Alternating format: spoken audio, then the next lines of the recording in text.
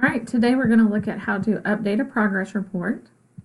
So the first thing we're going to do is scroll down and find Edit IEP Progress Report.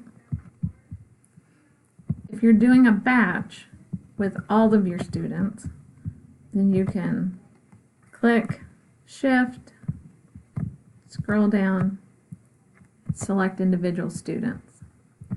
This IEP is in draft, so there's no progress report to be done.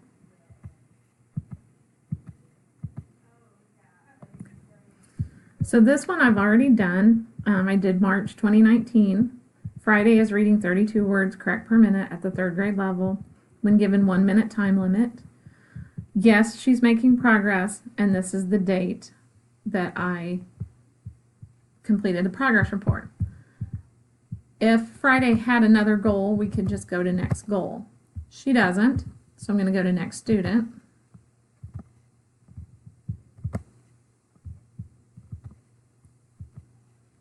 The next student that is not in draft is August. Again, I did March 2019. August is reading at the 5th grade level with 32 words correct per minute with a 1 minute time limit. Yes, he's making progress, and this is the date that I did it.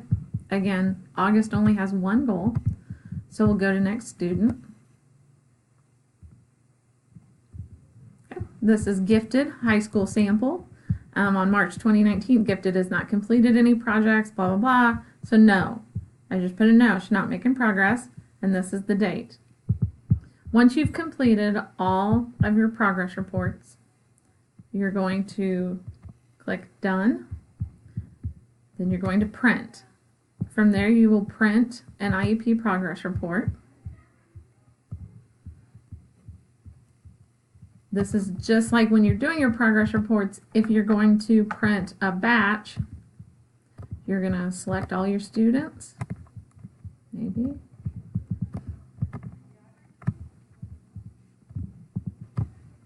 Select all students. And then right down here where my recorder button is, you will see something that says print. At that point, you would print. You don't have to worry about any of these buttons here. Once you get there, let me see if I can move this. Here we go. Print progress reports. There we go. So then you would just hit print and then kids, print, hit the kids button again, and so on and so forth. That is how you update and print progress reports in WebKids.